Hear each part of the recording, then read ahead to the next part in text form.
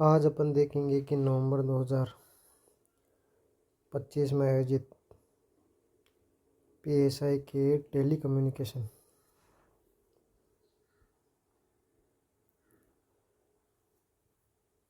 Paper के national और international current affairs कहाँ से आए। इस पेपर के नेशनल और इंटरनेशनल सभी प्रकार के करंट अफेयर्स के सोर्स की खोज करने का प्रयास किया गया। कुछ लोग कहते हैं कि आरपीएससी ने अपना लेवल बढ़ा दिया, जिसके कारण से बहुत ज़्यादा पढ़ने की ज़रूरत होती है। लेकिन मेरा मानना यह है कि इस वीडियो के ज़रिए मैं प्रमाणित करूंगा कि कम पढ़े लेकिन सटीक स्रोतों से पढ़ के पेपर को आसानी से सॉल्व किया जा सकता है। अब ये 26वां सवाल है कि open network for digital platform यानी कि ओएनडीसी के संबंध में कौन सा कोड सही है। पहला स्टेटमेंट है कि पारंपरिक ई कॉमर्स प्लेटफॉर्म के विपरीत ओएनडीसी पारंपरिक ई कॉमर्स यानी कि जो अमेजन फ्लिपकार्ट है के विपरीत विभिन्न प्लेटफॉर्म पर क्रेता विक्रेताओं के बीच सीधे संपर्क बढ़ाता है, जिससे किसी एक संस्था पर निर्भरता कम हो जाती है। अब ये स्टेटमेंट एग्जामिनर ने पीआईबी की नवंबर में पेपर था 22 जुलाई की प्रेस रिलीज से वर्ड टू वर्ड पिक किया है। यदि कई शब्द में भिन्नता है तो वो ट्रांसलेशन की वजह से ओरिजिनल या इंग्लिश में इसको ट्रांसलेट किया गया है। पारंपरिक शब्द उठाया, पारंपरिक एक को विपरीत विपरीत ओएनडीसी के कई विभिन्न प्लेटफॉर्म पर खरीदार क्रेता विक्रेताओं के बीच सीधा संपर्क सीधा संवाद है। अब जो कोमा के साथ भी दिया है वो भी बिल्कुल सेम है। किसी एक संस्था पर निर्भर नहीं, जिसमें से किसी एक इकाई पर निर्भरता नहीं, बिल्कुल वर्ड टू वर्ड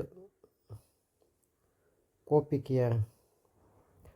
दूसरी चीज़ ये है कि जब भी किसी एडमिनिस्ट्रेटिव टाइप की एग्ज़ाम में सवाल सेट किए जाते हैं तो वो किसी स्पेशलिस्ट के बजाय जो जनरलिस्ट होते हैं वो पेपर सेट करते हैं। ऐसे में वो विषय विशेषज्ञता नहीं रखते हैं। ऐसे में यदि किसी को जनरल स्टेटमेंट को गलत करवाना है या गलत छापना है, विकल्प छापना है गलत, तो उसके लिए उसकी बहुत ही डेप्थ में नॉलेज चाहिए, जो कि जनरलिस्ट को नहीं होती है। ऐसे में कभी भी कोई भी जनरल स्टेटमेंट यदि दिया हुआ हो तो 99% केसेस में वो सही ही होता है, जैसा ये है। फिर उन्होंने जो तीसरा स्टेटमेंट दिया है इसको देखो, ओएनडीसी को खुले नेटवर्क के रूप में डिजाइन किया गया है जहाँ कोई भी क्रेता विक्रेता किसी एक प्लेटफॉर्म तक सीमित हुए बिना। ये इसी का एक्सप्लेनेशन है। यदि पहले और तीसरे को साथ साथ पढ़ा जाए तो दोनों एकदम सिमिलर बात कह रहे हैं, लेकिन इन्होंने इसका भी ध्यान नहीं रखा। वो यहाँ से ditto word to word ONDC को एक खुले नेटवर्क के रूप में डिज़ाइन किया गया है जहाँ कोई भी खरीदार और एक प्लेटफॉर्म बिना लेन देन के एकदम वर्ड टू वर्ड कुछ भी चेंज नहीं किया। तीसरा भी डिट्टो मिल गया। और ये दूसरा स्टेटमेंट है वो भी नीचे की तरफ स्क्रॉल करने पर ये सीधा सीधा लिखा है। क्या लिखा है कि ओएनडीसी को एक ई कॉमर्स प्लेटफॉर्म नहीं है। हालांकि यहीं इन्होंने ये प्रूव कर दिया पारंपरिक क्लोन के विपरीत, यानी कि इससे विपरीत है ये। इसका मतलब है कि ये एक ई कॉमर्स का प्लेटफॉर्म नहीं है, ये यूपीआई जैसा है। ओएनडीसी कोई, अब इन्होंने वहाँ से भी वर्ड टू वर्ड निकाला है, ओएनडीसी कोई एक ई कॉमर्स प्लेटफॉर्म या बाज़ार नहीं है।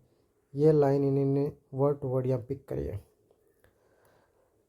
तो ये 26वां सवाल, यदि किसी ने पीआईबी को फॉलो किया है तो समझ के आधार पर और शब्द के आधार पर भी पूरा वर्ड टू वर्ड एग्जामिनर ने यहाँ से कॉपी किया। अगला सवाल देखते हैं। ये 34 नंबर सवाल है जो आरपीएससी ने अपनी वेबसाइट पर सब पेपर डाला है उसका। 12 अगस्त 2025 को राष्ट्रीय super computing mission, national super computing mission 12 अगस्त को, उसमें से कौन कौन सा सही है। ये एनएसएम के तहत कुछ 40 पेटाफ्लॉप कंप्यूटर क्षमता वाले 37 सुपर कंप्यूटर स्थापित किए गए हैं। इसको किसने बनाया है। सीडेक पुणे और डीआरडीओ दिल्ली के संयुक्त रूप से 3 संस्थान हैं। क्या टारगेट है 2026 तक कुल 11 परम रुद्र स्थापित किए जाएंगे और इसकी तारीख क्या 2026 एक्सटेंड कर दी गई है। अब इस सवाल को बनाने में भी ये जो 20 अगस्त की नवंबर में पेपर है, अधिकांश सवाल इन्होंने निकाले हैं अगस्त, जुलाई, सितंबर 3 महीनों के।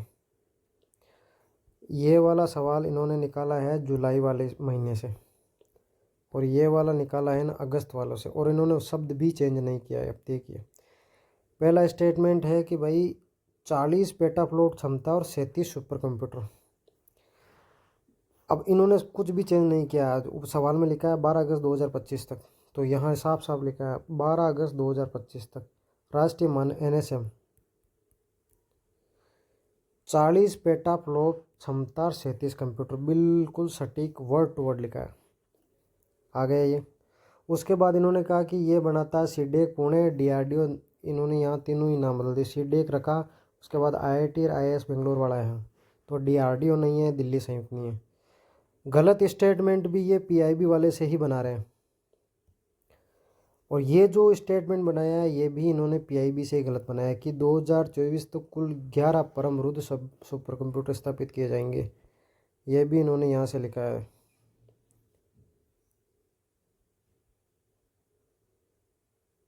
NSM के तहत 2024 में कुल 11 परम रुद्र स्थापित किए जाएंगे। 11 की जगह ये 3 हैं।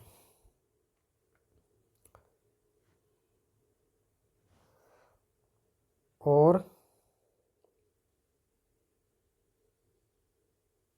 फिर ये जो चौथा स्टेटमेंट इन्होंने गलत बनाया है कि इसकी डेट 2020 में आरंभ किया गया था, इसकी अब डेट है वो एक्सटेंड कर दी गई 31 दिसंबर 2026, जबकि ये भी इन्होंने कहा कि वर्तमान इस मिशन की अवधि 31 दिसंबर 2026 नहीं 25 है, तो इसको भी इन्होंने गलत कर दिया। देखो, तारीख और आंकड़े बदलना आसान है, इसलिए इन्होंने क्या क्या बदला। जनरल स्टेटमेंट अब बदलने को तो इसमें भी आंकड़े बदले जा सकते हैं, लेकिन इन्होंने इंस्टीट्यूट किस किस ने डेवलपमेंट किया है उसको बदला है, इसकी संख्या बदली है, इसमें 26 की जगह 25 किया है।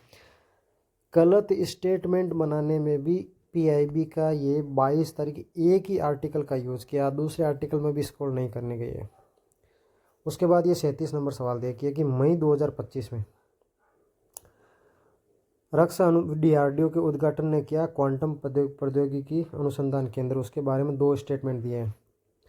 पहला कि it is equipped with state of art experiment, state of art experimental setup design to propel research and development in critical quantum domain. ये जनरल स्टेटमेंट है, और जनरल स्टेटमेंट RPSC के एग्ज़ाम में गलत नहीं होता, लेकिन फिर भी इन्होंने देखो यहाँ से सीधा सीधा कॉपी किया।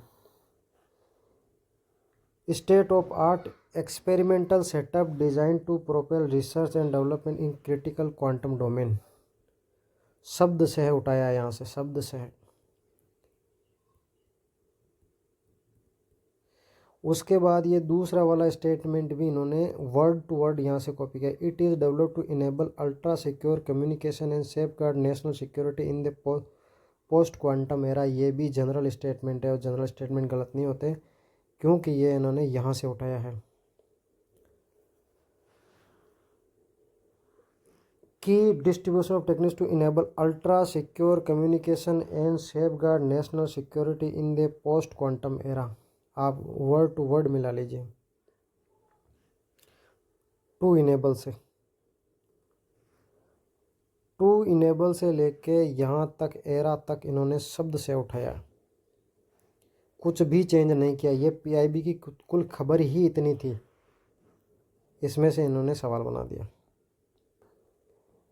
अब ये एक सवाल है वो PIB से नहीं बल्कि PTI से आया था, प्रेस ट्रस्ट ऑफ इंडिया की, कि भारतीय मूल के कंप्यूटर वैज्ञानिक जिन्होंने संयुक्त राष्ट्र में सैद्धांतिक कंप्यूटर विज्ञान में 2025 का गोल्डन पुरस्कार किसे मिला है।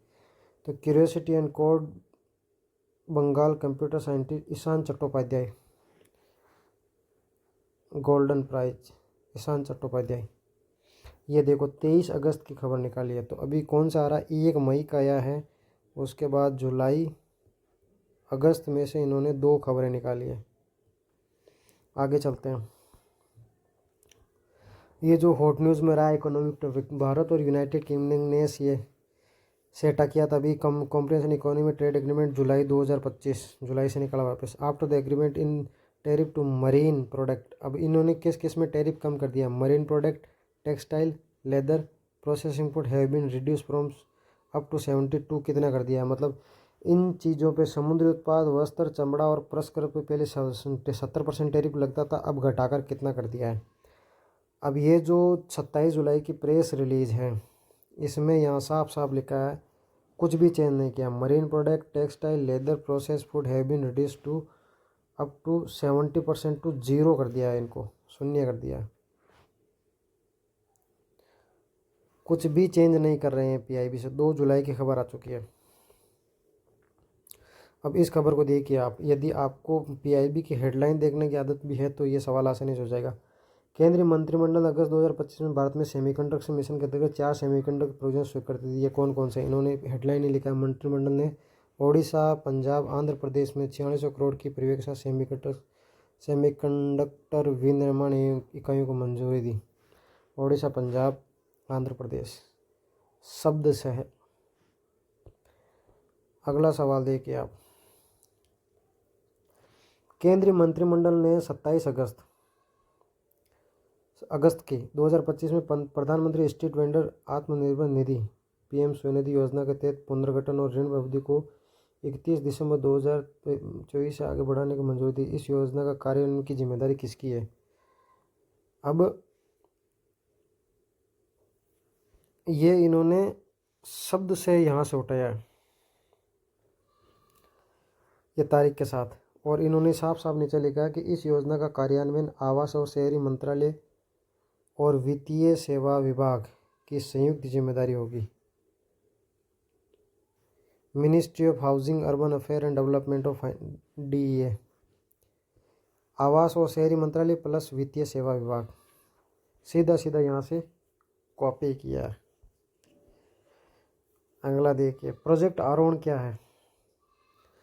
प्रोजेक्ट आरोहण एक CSR इनिशिएटिव है of Zenith infrastructure trust supported by Niti Aayog, is intended to benefit the children of highway toll plaza employ. एक, the initiation aim to remove financial barrier, bridge social and economic dividend and provide equal access to quality education for student from economic weaker section.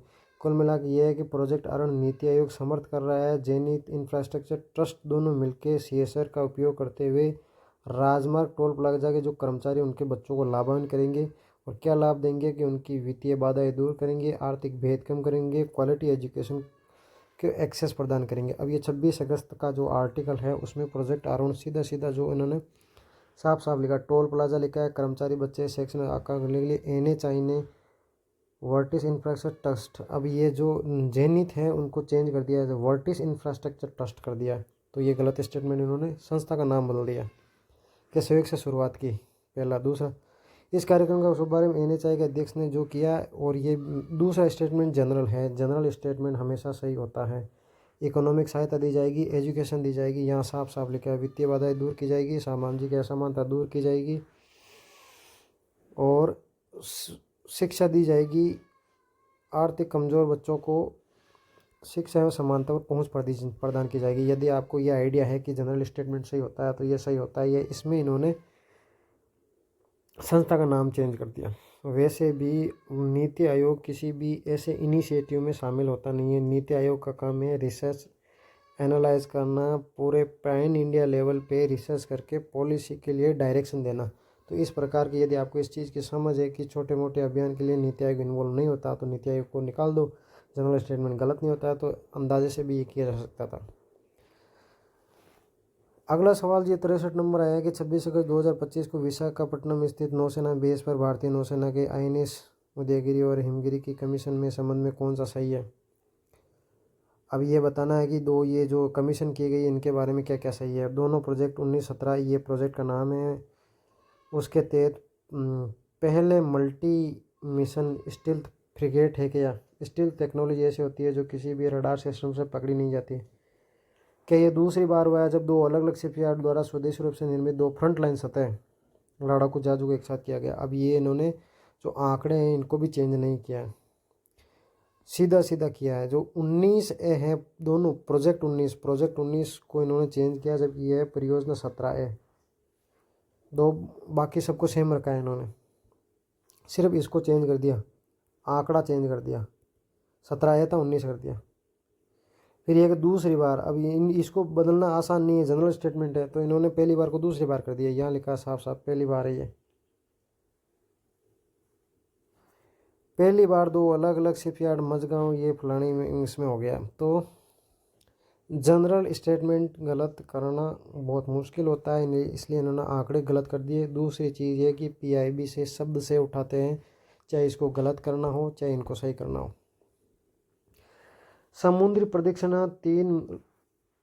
प्रदक्षिणा 3 सेनाओं की पहला महिला जल यात्रा नौकायन अभियान था, उसका नेतृत्व किसने किया? The 10-member crew include expedition leader lieutenant colonel Anuja वरुड़कर।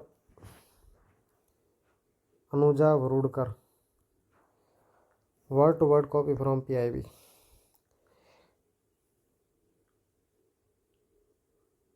इस तरीके से देखा जा सकता है कि जो आरपीएससी का लेवल बदला है उसमें ट्रस्टेड सोर्स से इंफॉर्मेशन निकालने की इनकी प्रवृत्ति बढ़ी है।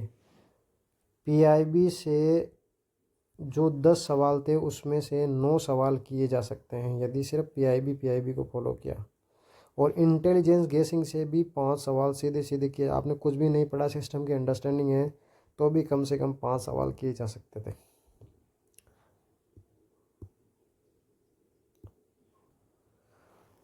आगे की परीक्षा में यदि पीआईबी मिनट्स का संक्षिप्त वर्णन चाहिए, नोट्स चाहिए, तो कमेंट में ज़रूर लिखें।